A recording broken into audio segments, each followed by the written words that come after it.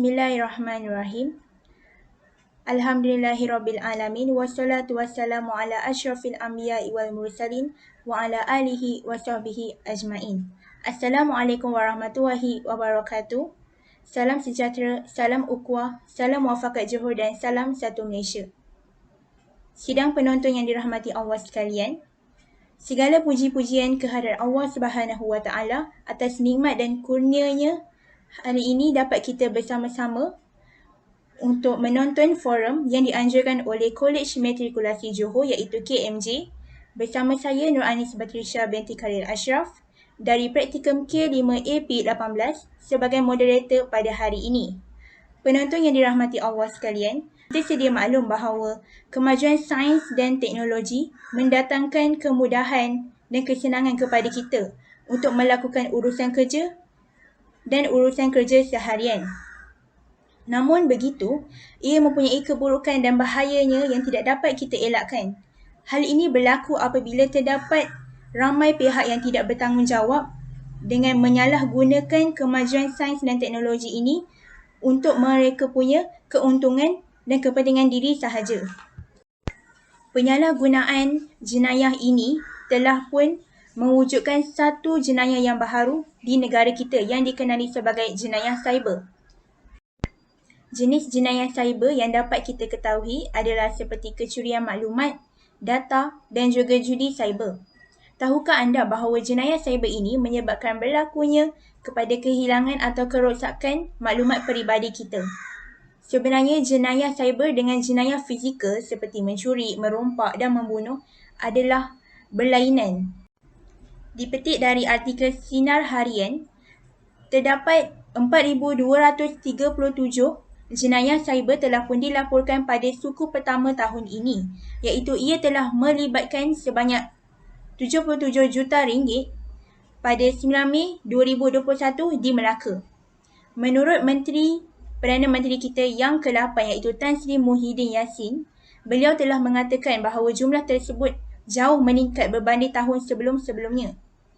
Berdasarkan statistik Polis Diraja Malaysia iaitu PDRM, pada tahun 2019, jumlah cyber jenayah telah pun dilaporkan pada 11,875 kes dan kerugiannya telah diambil sebanyak 498 juta ringgit, manakala pada tahun lalu iaitu tahun 2020, ia meningkat kepada 14,229 dengan jumlah kerugiannya sebanyak 413 juta ringgit, katanya. Jika kita lihat, walaupun menurut 3 tahun terakhir ini, ringgit jutanya menurun, tetapi apa yang membimbangkan kita adalah kes ini semakin lama semakin meningkat dan ia amatlah membimbangkan kita sebagai rakyat Malaysia. Persoalannya adalah, apakah yang mendorong daripada jenayah cyber ini terus berlaku di negara kita dan apakah faktor yang menyebabkan jenayah cyber ini semakin lama semakin berleluasa di negara Malaysia. Sebelum ilmu menusuk di dada, kata orang, tak kenal maka tak cinta. Sebelum saya mengupas tajuk ini dengan lebih mendalam, izinkan saya untuk memperkenalkan kepada anda semua dua orang ahli panel kita pada hari ini untuk mengupaskan tajuk dan topik perbincangan kita ini dengan lebih mendalam. Baiklah, izinkan saya untuk memperkenalkan ahli panel kita yang pertama iaitu saudari Nur Farzana binti Sani, dan ahli panel kita yang kedua adalah Muhammad Nazmi bin Hamzah. Sebelum saya menyimpang lebih jauh, soalan saya kepada ahli panel kita yang pertama iaitu saudari Nur Farzana, apakah pendapat anda tentang konsep jenayah cyber ini menurut pandangan syariah Islam dan apakah faktor yang boleh menyebabkan jenayah cyber ini berlaku di negara Malaysia? Silakan. Baiklah, terima kasih saudari pengerusi Anis Batrisha atas soalan yang diajukan kepada saya sebentar tadi. Syariah Islam telah menggariskan panduan yang lengkap dalam setiap aspek kehidupan manusia, sehinggalah dalam aspek jenayah dalam Undang-Undang Jenayah Islam, Fiqh Jenayah, telah menyediakan satu panduan umum untuk menangani perbuatan jenayah dalam umat Islam. Oleh itu, kajian ini cuba untuk melakukan penelitian terhadap jenayah cyber menurut perspektif fiqh al-jinayah. Kajian ini akan melakukan pengklasifikasian jenayah cyber dalam realiti Malaysia antara al-jinai dan al-jaraim untuk memberikan kefahaman umum dan kedudukan jenayah cyber dalam syariah Islam. Seterusnya, faktor-faktor yang boleh mendorong kepada berlakunya jenayah cyber di negara kita. Yang pertama ialah disebabkan oleh kemunculan internet. Sebagai alat komunikasi terkini, pelbagai laman web, sosial yang dicipta seperti Instagram, Facebook dan sebagainya telah mendorong seseorang individu untuk mendedahkan maklumat peribadi seperti alamat, nombor telefon dan gambar. Perkara ini akan membolehkan seseorang individu berkongsi butiran peribadi kepada penjenayah cyber tanpa disedari. Penjenayah cyber akan menggunakan butiran peribadi untuk kegiatan yang tidak baik seperti menggunakan identiti orang lain, menggodam akaun-akaun bank dan seumpamanya. Kemunculan internet juga menyebabkan maklumat disebarkan tanpa mengetahui kesahihannya. Maklumat yang disebarkan akan menyebabkan orang ramai mempercayai maklumat tersebut. Islam menganggap dan mengiktiraf pemilikan data peribadi oleh seseorang bergantung kepada yang dinyatakan dalam Surah Al-Hujurat ayat 12 yang bermaksud, "Wahai orang-orang yang beriman, jauhilah kebanyakan dari sangkaan supaya kamu tidak menyangka sangkaan yang dilarang, kerana sesungguhnya sebahagian dari sangkaan itu adalah dosa. Dan janganlah kamu mengintip atau mencari-cari kesalahan dan keaiban orang, dan janganlah setengah engkau mengumpat setengahnya yang lain. Adakah seseorang dari kamu suka memakan daging saudaranya yang telah mati? Jika demikian keadaan mengumpat-ngumpat, maka sudah tentulah kamu jijik kepadanya. Oleh itu, patuhilah larangan-larangan tersebut dan bertakwalah kamu kepada Allah. Sesungguhnya Allah penerima taubat lagi mengasihani." Beralih pula pada perspektif lain, sikap individu yang sukar dikawal juga adalah salah satu faktor terjadinya peningkatan penggunaan internet yang menyebabkan berleluasanya kejadian jenayah cyber. Sikap individu yang inginkan keseronokan dan ingin mencuba sesuatu yang baru, terutamanya golongan remaja, menyebabkan mereka cuba untuk mengaplikasikan kemahiran mereka dengan cara yang salah, seperti penyebaran virus, pengintipan, mencuri maklumat dan penggodaman komputer. Hal ini menyebabkan ramai masyarakat yang kurang pengetahuan tentang media massa tertipu dengan individu yang tidak bertanggungjawab. Tambahan pula, individu yang melakukan jenayah cyber ini bermotifkan keuntungan. Contohnya, jenayah cyber mengaut keuntungan dengan cara menipu kepada masyarakat melalui internet untuk mendapatkan sejumlah wang yang banyak. Oleh itu, masyarakat harus lebih peka dengan isu-isu semasa agar tidak menjadi mangsa kepada individu yang tidak bertanggungjawab. Terima kasih saudari Nur Farzana atas penerangan saudari yang amat bernas itu tadi. Walau bagaimanapun masih terdapat banyak lagi faktor yang mendorong jenayah cyber ini berleluasa di negara kita. Oleh itu, saya mahu bertanya kepada ahli panel kita yang kedua, iaitu saudara Najmi, apakah pendapat anda tentang faktor-faktor lain yang menyebabkan jenayah cyber ini terus berlaku di negara Malaysia? Silakan. Okey, terima kasih kepada puan moderator. Bismillahirrahmanirrahim. Alhamdulillahirabbil wassalatu wassalamu ala asyrafil anbiya'i wal mursalin wa ala alihi wasahbihi ajmain. Pada pendapat saya, kurangnya maklumat dalam penggunaan teknologi dengan selamat juga menjadi faktor yang menyumbang kepada gejala jenayah cyber ni. Dalam teknologi komunikasi dan maklumat, iaitu singkatannya ICT, masyarakat kurang didedahkan dalam melindungi hak mereka sebagai pengguna. Kebanyakannya menggunakan teknologi atas desakan trend atau tidak mahu dilabel sebagai ketinggalan zaman. Hal ini demikian, pengguna seringkali alpa dalam mengikuti arus globalisasi. Kita lihat contoh, apabila kemunculan laman sosial yang banyak dan bertambah, bak cendawan tumbuh selepas hujan. Ia menyebabkan ramai berlumba-lumba untuk menyertai laman sosial tanpa mengetahui risiko dan kesan sekiranya tidak prihatin dalam penggunaan laman sosial itu. Contohnya seperti Facebook, Twitter, Instagram, Snapchat, Skype dan lain-lain lagi adalah antara laman sosial yang mendapat sambutan hangat daripada pengguna.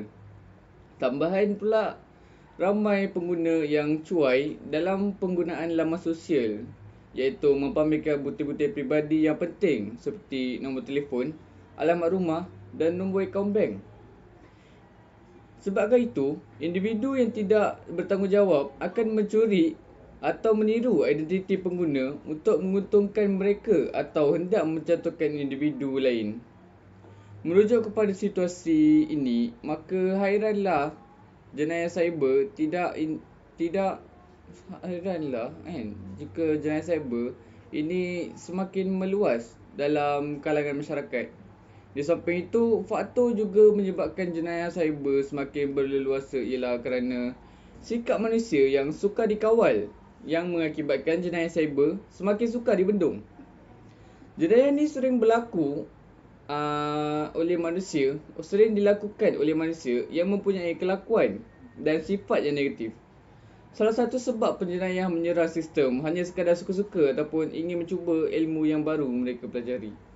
Kebanyakan mereka yang terlibat dalam kes jenayah cyber seperti ini adalah dari kalangan remaja. Hal ini demikian kerana mereka belum cukup matang untuk berfikir tentang akibat jenayah yang mereka lakukan. Sebenarnya mereka ni mahir tentang komputer, tapi mereka telah salah menggunakan kemahiran yang dimiliki oleh mereka. Sidang penonton sekalian, demikianlah itu tadi perbincangan ahli-ahli panel kita mengenai faktor yang menyebabkan berlakunya jenayah cyber di negara kita. Oleh itu, soalan saya kepada ahli panel kita yang pertama iaitu Nur Farzana, bagaimanakah untuk menangani gejala cyber ini dan cara untuk kita membanteras gejala ini daripada berlaku di negara kita? Dipersilakan. Terima kasih saudari pengerusi atas soalan yang dikemukakan. Dalam usaha menangani isu jenayah cyber ini, tanggungjawab daripada pelbagai pihak amat dititik beratkan. Yang pertama sekali adalah dalam usaha menangani jenayah cyber, terdapat kesan dalam jenayah cyber, iaitu pendedahan maklumat peribadi atau sulit mudah tersebar kerana pada masa kini, semua maklumat diri perlulah diisi atas talian. Contohnya sistem ICT kerajaan iaitu e-kerajaan, e-kesihatan dan sebagainya.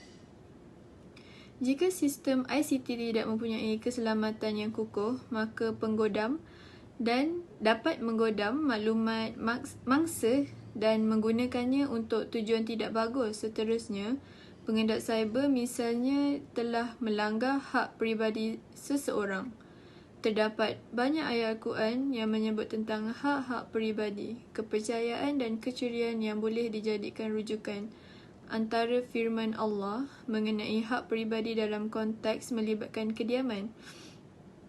Wahai orang-orang beriman, janganlah kamu masuk ke dalam mana-mana rumah yang bukan rumah kamu, sehingga kamu terlebih dahulu meminta izin serta memberi salam kepada penduduknya. Yang demikian adalah lebih baik bagi kamu, supaya kamu beringat mematuhi cara dan peraturan. Oleh itu, kita mestilah menangani jenayah cyber dengan mewujudkan kesedaran melalui kempen dan iklan kepada masyarakat akan ancaman jenayah cyber yang boleh memudaratkan kehidupan mangsa jenayah cyber. Kempen melalui iklan di media cetak maupun digital perlu diperluaskan dan mencapai seluruh ahli masyarakat, terutamanya yang mempunyai pengetahuan cetek akan penggunaan teknologi hari ini. Pelbagai taktik yang licik digunakan penjenayah cyber untuk memerangkap mangsa. Oleh itu, pengaslimilasi dalam iklan dan kempen yang dijalankan adalah perlu supaya masyarakat betul-betul memahami dan mengambil serius akan langkah keselamatan apabila menggunakan aplikasi-aplikasi di telefon pintar masing-masing. Masyarakat juga perlu bersikap intelijensia dan madani dalam menggunakan aplikasi teknologi hari ini dan peka akan taktik-taktik baru yang digunakan oleh penjenayah cyber. Setiap input atau masalah yang berkaitan dengan jenayah cyber hendaklah dikongsikan kepada pihak ramai agar ia menjadi rujukan kepada golongan yang pakar dalam memastikan perkara yang telah berlaku tidak berulang serta mengenal pasti potensi ancaman keselamatan cyber. Langkah seterusnya ialah kita juga sepatutnya memperkenalkan pendidikan etika dalam penggunaan teknologi pada setiap institusi pendidikan hari ini. Hampir setiap golongan masyarakat mempunyai gadget atau telefon pintar sebagai kegunaan harian. Tetapi etika dan cara penggunaannya tidak dididik dengan betul. Justeru, institusi pendidikan seperti sekolah dan universiti adalah tempat permulaan dalam membentuk generasi yang berilmu pengetahuan dan mampu menjadi pengubah masyarakat. Pengetahuan seperti tidak membuka email atau pautan yang meragukan dan tidak sah serta tidak tertipu dengan panggilan telefon yang menyuruh kita memindahkan wang tanpa hitam putih perlu diajar kepada kanak-kanak dan golongan remaja supaya mereka tidak tertipu. Hal ini kerana mereka mudah terpengaruh dan digunakan oleh penjenayah cyber dalam mencari keuntungan. Bak kata peribahasa Melayu, melentur buluh biarlah dari rebungnya. Sekiranya pendidikan etika ini berjaya dilaksanakan, pihak kerajaan pula perlu membuat pendidikan atau modul pembelajaran kepada setiap agensi. Kerajaan seterusnya menjadi model kepada sektor swasta dalam mendidik setiap pekerja tentang kepentingan keselamatan cyber supaya terhindar daripada sebarang jenayah.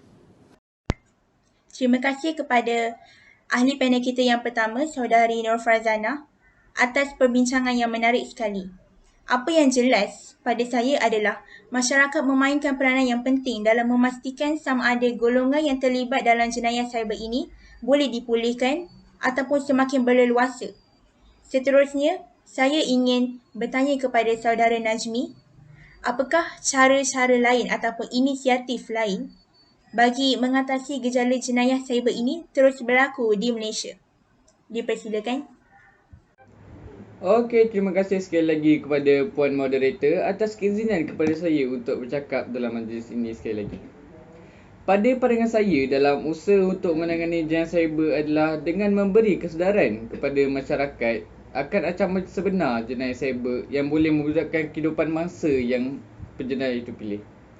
Kempen melalui iklan dan media cetak maupun digital perlu diperluaskan dan mencapai seluruh ahli masyarakat, terutamanya yang mempunyai pengetahuan yang cetek dan sedikit akan penggunaan teknologi pada hari ini. Pelbagai taktik yang licik digunakan penjenayah cyber untuk memerangkap mangsa. Oleh itu, pengasimilasi dengan iklan dan kempen yang dijalankan adalah perlu supaya masyarakat betul-betul memahami dan mengambil serius akan langkah keselamatan apabila menggunakan apps atau aplikasi-aplikasi di telefon pintar masing-masing. Masyarakat juga perlu bersikap intelijensia dan madani dalam menggunakan aplikasi teknologi hari ini dan peka akan taktik baru yang digunakan penjenayah cyber. Setiap input atau masalah yang berkaitan dengan jenayah cyber hendaklah dikongsikan agar ia dapat menjadi rujukan kepada golongan yang pakar dalam memastikan perkara yang telah berlaku tidak berulang serta mengenal pasti potensi ancaman keselamatan cyber pada zaman ini. Jadi demikianlah itu tadi perbincangan kita terhadap faktor, kesan dan juga cara untuk menangani masalah ini daripada terus berlaku di negara Malaysia. Kesimpulan yang dapat saya rumuskan di sini adalah jenayah cyber merupakan satu bentuk jenayah yang berlaku pada alaf baru ini dan ia merupakan satu bentuk cabaran baru dalam dunia Islam secara khususnya dalam menangani jenayah dalam talian ini yang agak sukar dan rumit untuk kita menyabitkan jenayah cyber ini sebarang kesalahan. Di samping itu, ia memerlukan khidmat pakar dalam bidang teknologi dan maklumat dalam bekerjasama mengesan penjenayah-penjenayah cyber ini di Malaysia. Islam meraihkan segala bentuk kemajuan yang datang dalam kehidupan manusia serta kebebasan dalam kehidupan. Namun ia mementingkan elemen tanggungjawab dalam setiap perbuatan yang dilakukan, di samping tidak bercanggah dengan syarak Islam. Baiklah, saya mendapat satu soalan daripada penonton kita menerusi aplikasi WhatsApp. Beliau bertanya, adakah negara kita cukup bersedia dalam menerima ancaman keselamatan cyber ini? Itulah soalannya dan dipersilakan ahli panel kita untuk menjawab soalan tersebut. Okey, berikut ialah soalan daripada salah seorang penonton kita iaitu Ahmad Zulazik. Apakah kita cukup bersedia menerima ancaman keselamatan cyber? Okey. Dia bermacam-macam program dan inisiatif telah dilakukan ataupun sedang difikirkan oleh kerajaan untuk memastikan keselamatan serta kesejahteraan ruang cyber negara. Untuk mewujudkan ruang cyber yang kondusif dan selesa dan juga selamat untuk digunakan, negara memerlukan tenaga kerja berpengetahuan, berpengalaman, mahir dan mempunyai skil khusus untuk memastikan keselamatan ruang cyber terus berdaya tahan dan terhindar dari ancaman serangan cyber. Tenaga kerja mahir dalam bidang keselamatan cyber sangat-sangat diperlukan bagi mempertahankan infrastruktur maklumat kritikal negara. Melalui Jabatan Pembangunan Kapasiti di CSM, macam-macam program latihan, keupayaan dan pensijilan serta platform perkongsian pengetahuan ditawarkan kepada profesional teknologi maklumat dan komunikasi atau dalam rekasan dia ICT.